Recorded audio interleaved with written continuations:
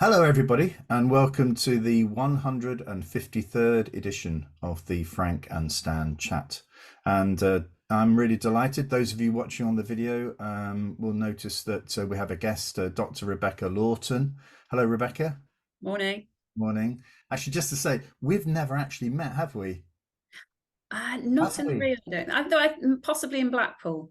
Ah, right, okay. But actually, I just want to. One of the things is we're not friends. We're sort of just, you know, this is something that actually one of the great things about the guests is sometimes Stan and I will sort of read something or hear about something, and then we reach out to the guest, and they're very keen to come and chat about stuff, so that's why we're here this morning. So we'll get on to Rebecca's research shortly, but we'll ask Stan, I thought you were going to be in North Wales today.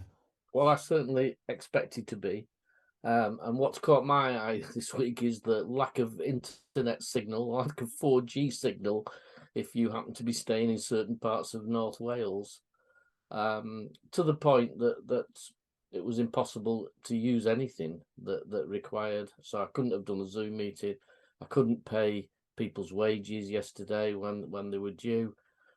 So eventually we had to come home, and it just I thought maybe it was just our equipment in the caravan that wasn't good enough, so I did a trawl outside, wandering around with my phone.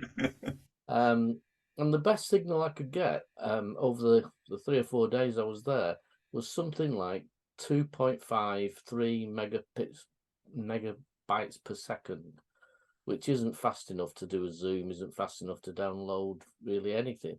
And it made me think the number of times we've talked about poverty and children not having access to IT.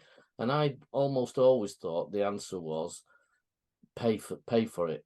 Let's make sure the internet's free for children to access. But actually, it turns out that the infrastructure isn't there anyway.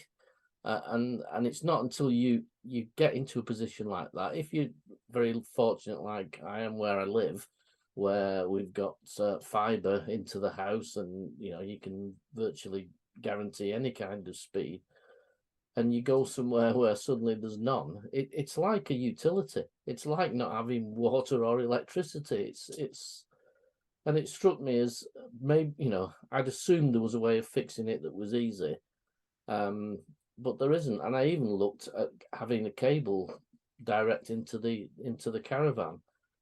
But then when I checked the speeds that they were offering, it was a maximum of 6. And you think it's not workable. So how are the industries around there operating if that's the best they can get? Yeah, it's interesting because I've spoken before about the work that I've seen in Scotland in the borders, where they decided that it was crucial for the regeneration and the economic development of that area, which is a few small market towns and predominantly a rural community, that they were never going to attract businesses that needed digital capability while connectivity and training of staff and families and children was so poor. So they invested heavily in ensuring that places like Kelso, Hoyk, the connectivity to those places was improved, but also as part of a sort of program around digital education, they basically gave everybody from year 2 onwards a digital device which they could use at home, which then meant they needed to improve the rural connectivity as well. So they got to the point where in many rural communities, the rural connection is better than it is in some of the small market towns because they're still relying on the old infrastructure. And in it's this sort of lack of ambition, I feel. It's probably the fact the government's got no money left, but actually it's just that vision about where you want it to go and how you want it to look. And so in Blackpool, we've got schools that are part of this connecting the classroom. So they've got, in some cases, 10 gigabytes going into the school, but actually they haven't got the devices now, and the children haven't got those devices to take home with them, even if they had decent connectivity at home. And if the future is digital, every job's going to require some digital capability. It's going to be the poor members of our society that are going to suffer again. What was good there, Frank, is while you were doing that, there was a little dip in your signal, so as if on purpose. Why not? We're meant to have, we have Virgin here. We're meant to have, I'm paying for sort of super fast, whatever it may be. But yeah, it's, but again, it's into the house may be fine, but actually we've got 6 people using the devices probably at the moment in the house. You know, there's a limit to how, you know, and if they're all downloading stuff, there's a limit to how much you can cope with. So that's what's caught your eye, isn't it? You did it 2 in 1. Yeah, yeah, it's a very depressing. It's that sense of reality, I think, because previously I'd had a good thing, good enough to use Zoom and stuff, and assume that therefore that was possible anywhere, and clearly it isn't. It's not. No, we're lucky when we have a static caravan in North Wales, and we're high up on the edge of a mountain, so we have a decent signal because of that. But if you get to one part of the site, you lose the signal completely, you know, but we're just fortunate to be in a good position where we are. Anyway, Rebecca, thank you for joining us. Do you want to just introduce yourself to those who may not know you? Yeah, can do. I currently work for a large group of independent special schools. So we have more than 60 schools from Southampton right up to Scotland. We cover the whole of the UK, and we look after children with autism diagnoses and SCMH mental health trauma backgrounds. So it's really interesting, really rewarding. And some of how big are those schools then? Are they sort of small settings, or are they sort of some of them predominantly smaller settings? I think the average is probably maybe 30 children in a school, right, but we do have some large campus settings that are residential, where the children live with us, that do over 100 children of all ages. But it's a really different industry. I've come from mainstream, then went to work for Ofsted, then went to work for Liverpool Local Authority. So now back with schools, and now back where the children are.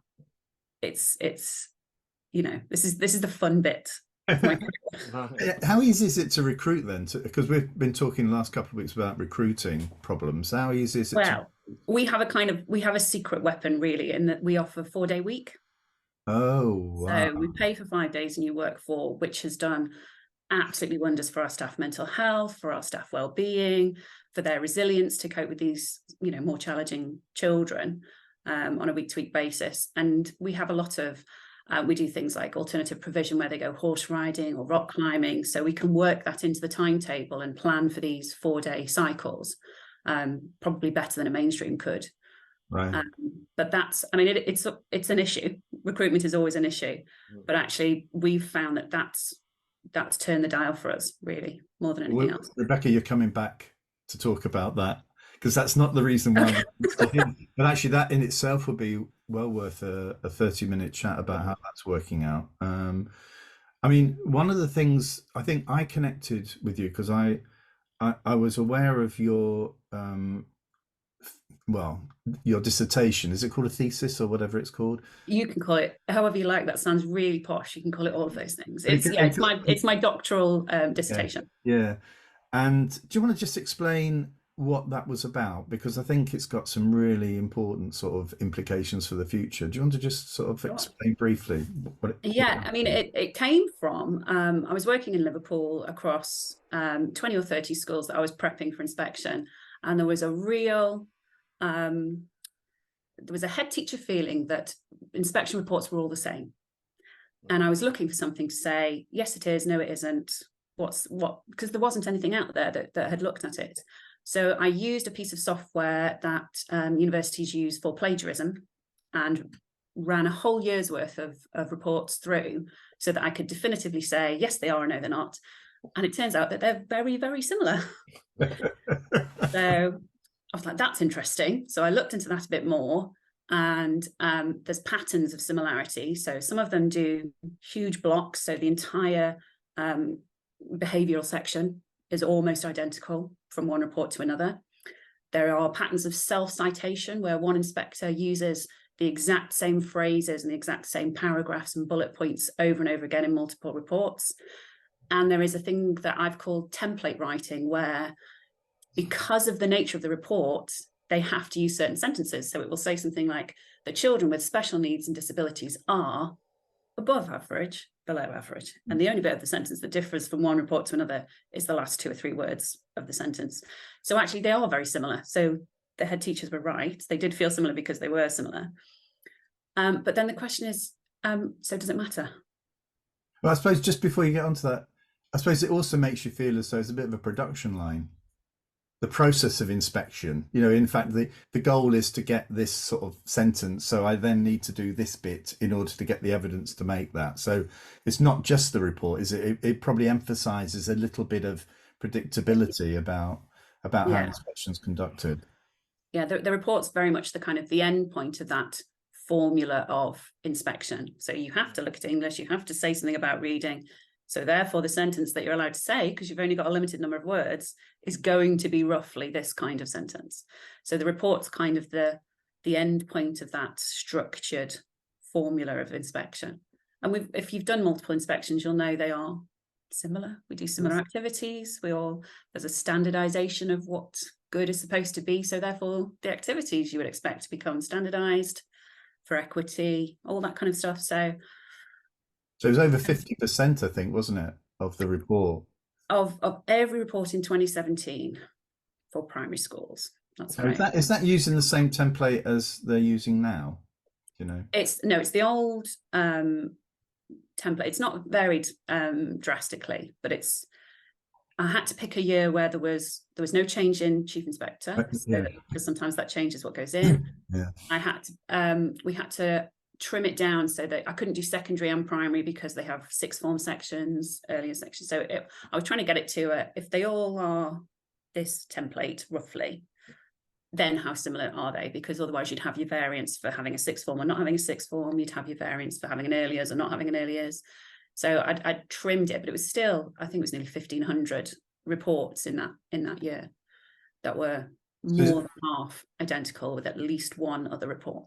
So, oh wow. So is that why you focused in even further on primary mathematics in order to just narrow it right down? Yeah, well then the question was, so if they're all similar, does it matter? Really, is you know, so if we know that inspection is a repeated activity and they are similar activities, well, of course they're going to be similar. Doesn't really matter as long as it captures your score.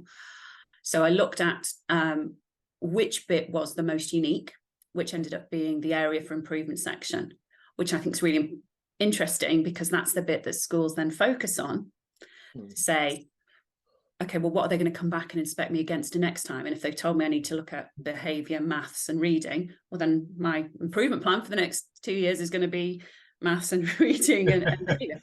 So I tested it out with a couple of my heads and they were like, well, of course, those are the things that we're targeting because they're going to come back and ask me about those things. So I thought, well, in that case, if the area for improvement is the most unique section, so that's the most bespoke to you as a school, so that means the most to you as a head teacher, does what they say in that area for improvement then have any impact on your outcomes for children? And because we'd narrowed it down to primary school so that they were the same kind of report, we have a measure for primary school success in mathematics that is standardized and national in the SATs tests. So I then compared those schools who'd been told to improve mathematics against their SAT scores pre-inspection, the year of inspection, and in the years following inspection. And if you were told to improve mathematics, your mathematics results were 7 times better than national improvement. So if nationally we improved by 0.1, you improved by 0.7. Right. So there was a big discrepancy between those schools who'd been told to improve mathematics and those schools who'd been told to improve reading just stayed exactly at national average or, you know, thereabouts, given variance. Oh gosh. I mean, I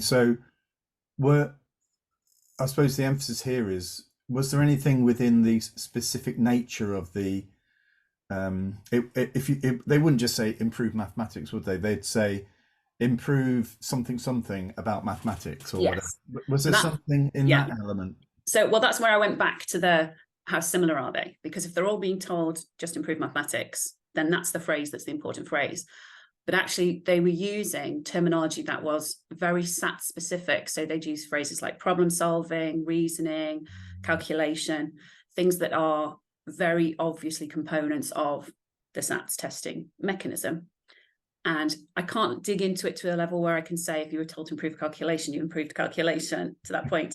But if they used SAT-specific terminology in the area for improvement, those are the schools that had the biggest impact on their outcomes following inspection. Right. So generic maths had some improvement, specific maths linked to SATs, significant. So it kind of had a compiling effect. Right. And of course, over time,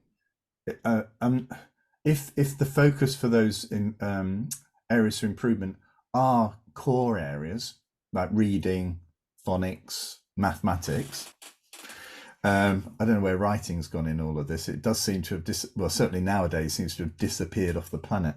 But if those elements are the ones that are identified, then in effect you've got a unconscious, let's just say, narrowing of the focus of improvement areas, haven't you, within the curriculum? Because these then become your big hitting items. We're not that. We're interested in art. Yes, of course we are. Music. But actually, these are the ones that they're going to test us on next time. Yeah, these are the things we're going to be measured against. And one of the kind of arguments in my defence was, does that focus on mathematics mean their reading scores reduced? That's a whole other PhD's worth of research to do, but I really hope somebody does it, because actually that's just as important. Yes, because it's whack-a-mole, isn't it? Is it something that the school had already recognised? If the results the previous year weren't good, was that something? What I'm thinking. No, it wasn't necessarily. No, it wasn't necessarily that their math scores weren't okay. Some of those people who were told to improve mathematics were already at national average. I'm just wondering whether the inspector was pointed that way because the school's development plan said these are our targets for improvement. We need to improve maths, because it's a giveaway for an inspector then to say that yes, you do need to improve. And it's easy then for them to say, and of course the school have identified this area as an area requiring improvement, which is a bit of a soft sort of landing, isn't it, for the judgment. Did you find any differences? Because I know looking at the research, you looked at different types of inspectors, different types of groupings, I think. Did you find? Yeah, that was the initial assumption, that there would be, because we just moved to the regional model, where they kind of went to, we'll inspect in the northeast or the northwest. They just moved to that. And I was fully expecting there to be a language. I was interested in, it was a discourse analysis. I was interested in the language, and I thought, well, maybe there's a way of saying it in the northwest that's different to in the southeast, and there'll be regional variances of terminology. Not the case at all. There is an Ofsted voice that is upheld across the country to an impressive degree. The voice of the inspectorate overrides regional variances. It takes over. There's no variance between male and female inspectors, single inspectors, and large groups, 6, 7 inspectors. The Ofsted voice is paramount in every single one. So the report QA system very much does its job upholding that voice of the inspectorate over the voice of the individual inspector. Yeah, it's funny, when we started, Stan, reports were somewhere in the region of, I don't know, 40 pages, 50 pages. Yeah. And what we're down to now is, I think, 5, 6 pages. And so since you did that research, Rebecca, in 2017, I suspect that the issue, I predict, let's have a prediction, that it may have got worse. It's likely, because the shorter reports were the most duplicated, and the longer, your inadequate reports that were longer by, double the word count, were slightly more unique, but their areas for improvement were very bland and generic. Right. Improve behaviour, improve leadership, because they had so much to do that they had broad brush strokes. Yeah, I suppose at the end of the day, I mean, I'm not feeling sorry for an inspector. Although perhaps I ought to, but you're programmed, and you'll know this as having done Ofsted inspections, you're programmed very tightly in terms of the turnaround that you have, and I know that colleagues who have led inspections who then have a complaint about an inspection, say 2 or 3 weeks before, then have all the burden of that responsibility, which then eats into the time that you thought you had to write the report. So it's probably quite tempting to, where you've got perhaps an uncontroversial inspection, it's a good school, you know, you're writing positive stuff, it's perhaps easy just to either consciously or unconsciously just draft in stuff that just gets it over the line, you know. And my issue is with the current one is the opening paragraph doesn't reflect the overall judgment in any way, sense, or because it's in most of them, even the schools that have been branded inadequate, it sounds like a great school where children are happy and the staff are doing their best by them and parents are happy. Oh, and by the way, it's now inadequate. Yeah, I mean, I'm just thinking of Rebecca. Are your schools part of the independent? Are they independent schools? they are that, but we are Ofsted. But I'm just wondering, is there any difference coming from where you were in terms of it being the maintained sector or the academy sector into the independent? Is there any sort of different? I'm not familiar now. Not really, not so much. It's a very, very similar report, Right. really. We just get a little bit more colour because the things that are happening in the independent special schools, the horse riding, you know, the swimming, climbing, to get a mention of that in, because it's a critical part of what the children are doing. I mean, we've got 3 that are working farms, which deserve a mention in what the children are doing on a day-to-day basis. So ours are slightly more unique than a mainstream one, but it's still a very limited word count. It's a very swift photograph of who we are. Now that your research, because I've written it down here, is an exploration of language in Ofsted reports and the influence on school improvement in mathematics in primary schools. So I will put a link to your research at the end of this video, so that if anybody wants to have a look at it, it is as I say, I've probably read it more than most, but I find it is fascinating because it gives an insight as to how inspections could be conducted in the future. But yeah, I'd urge you to have a look at it. Now, Stan's done what's caught his eye. What's caught your eye this week, Rebecca? Well, I had an article this week that was really quite disturbing, which was about the funding for special schools, so maintained special schools. There was an article in Schools Week that had asked 100 schools about their budget. And what's happened is that the funding allowance, although it's gone up, it sits with an LA for special schools. So they've not necessarily made it to the school. And even within that, the funding for teachers' salaries, so the increases that have been budgeted in, special schools hadn't been included in that calculation at all.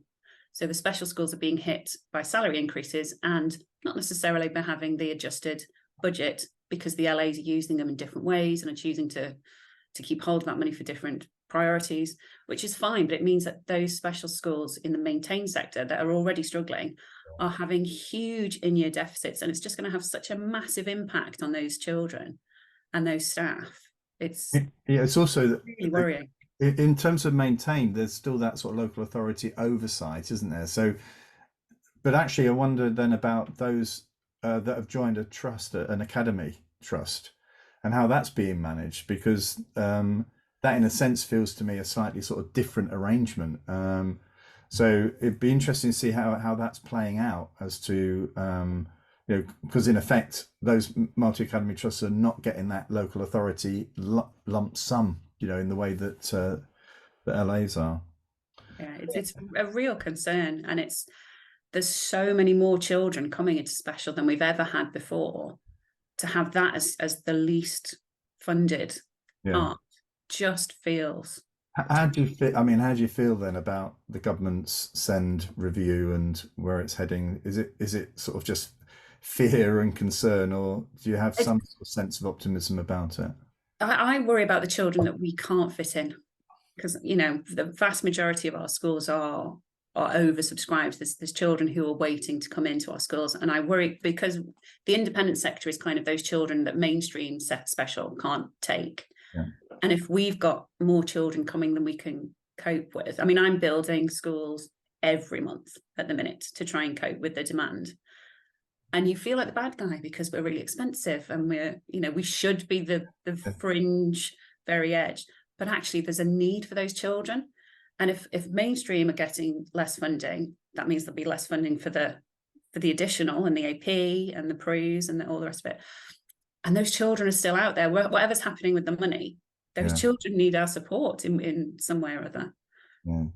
Mm. Yeah.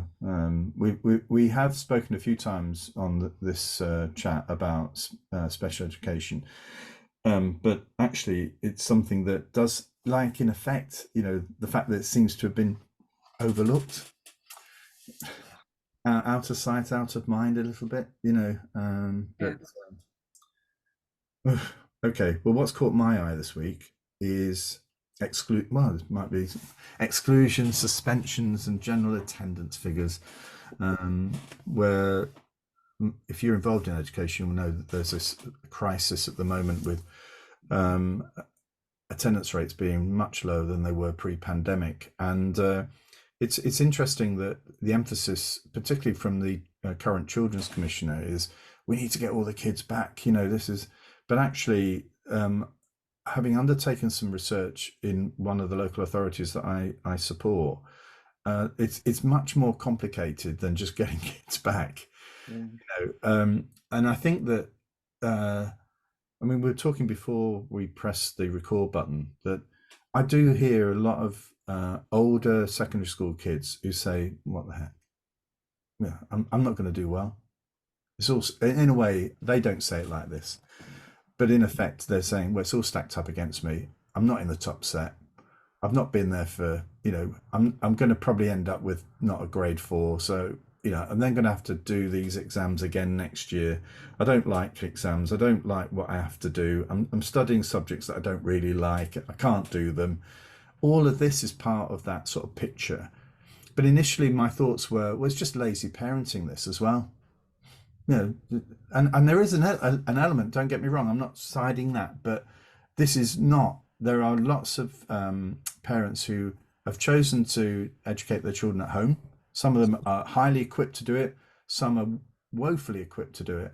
But the reasons why they're doing that and the reasons why the young people are not engaging is not as simple as a parent can't get them up in the morning and get them into school.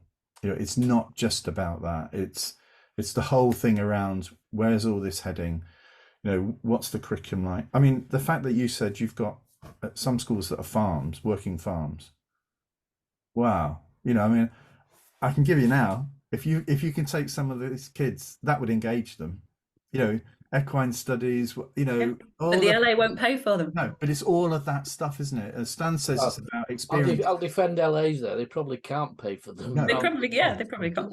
We'd love to, yeah. But actually, going back to experiences, Stan, the reason why we engage every week, Stan, is because we enjoy this.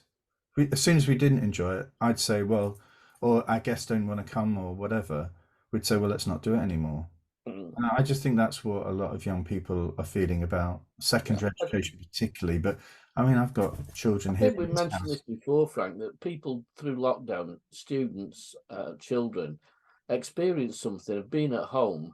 And although we're sort of saying, yeah, there's a crisis of learning and everything, individual children, individual students won't be wandering around thinking, well, I've missed out a lot now, because they've had a home life that's different to trolling to school every week. And if you're not a school fan, being at home and being able to do what you want and not apparently being affected much by that is a great encouragement to say, well, why am I going into school?